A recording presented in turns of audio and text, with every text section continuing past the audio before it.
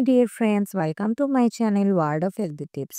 বন্ধুরা, আজকে আমি তোমাকে এমন একটি শ্যাম্পু বানানোর পদ্ধতি সম্পর্কে জানাবো যেটি ঘরে বসেই যার মাধ্যমে তোমরা সিল্কি চুল পাবে। তার জন্য তোমাদের কোনো সালুনে যাওয়ার প্রয়োজন হবে না। এই পদ্ধতিটি খুবই সহজ পদ্ধতি এবং খুব সহজ উপকরণের মাধ্যমে তোমরা ঘরে বসেই সহজেই বানিয়ে নিতে পারবে। এই শ্যাম্পুটি বানানোর জন্যে কি লাগছে উপকরণ?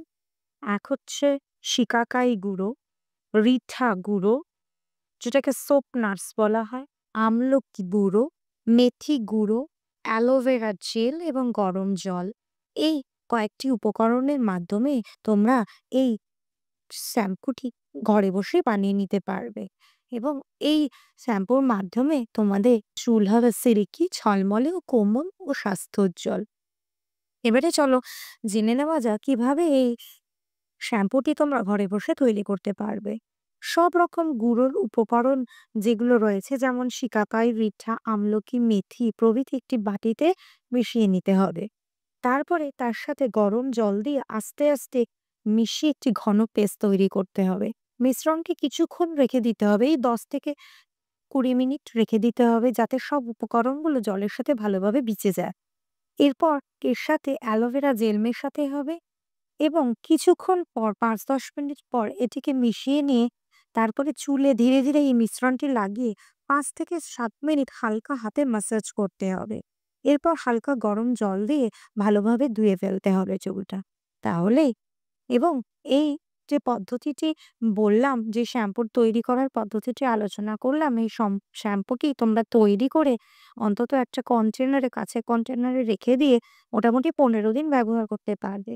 আর এই শ্যাম্পুটি সপ্তাহে অন্তত 2 বার ব্যবহার করলে তোমরা চুল পাবে সিল্কি এবং নরম। কেমিক্যাল মুক্ত বলে চুলে কোনো ক্ষতিও বাহ্যিকভাবে বা ভিতর থেকেও হবে না। চাইলে এই ব্যবহারটি করার আগে অবশ্যই মিশ্রণটি ছেঁকে নিতে পারো। আর তারপরেও আমি অতিরিক্ত কিছু তোমাদেরকে সতর্কীকরণ করে রাখছি। শ্যাম্পু করার আগে ১ ঘন্টা নারকেল বা আমন্ড অয়েল ম্যাসাজ করলে আরো ভালো ফল পেতে পারো তোমরা। শ্যাম্পুর পরে একটা হালকা মধু ও জল মিশিয়ে রিন্স করতে পারো। এতে চুল অতিরিক্ত সফট হবে।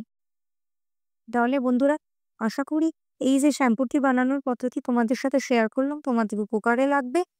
যদি উপকারে লাগে তাহলে তোমরা অবশ্যই ব্যবহার করো। করে আমাকে জানিও যে তোমরা সুফল পেলে কিনা কমেন্টের মাধ্যমে। আশা করি আমার ভিডিওটি ভালো লেগেছে। যদি ভালো লেগে থাকে একটা লাইক করো, ভিডিওটিকে কমেন্ট করো কোনো কিছু জানার থাকলে এবং বেশি করে শেয়ার করুন। আর চ্যানেলটিকে সাবস্ক্রাইব করে দিই। ধন্যবাদ।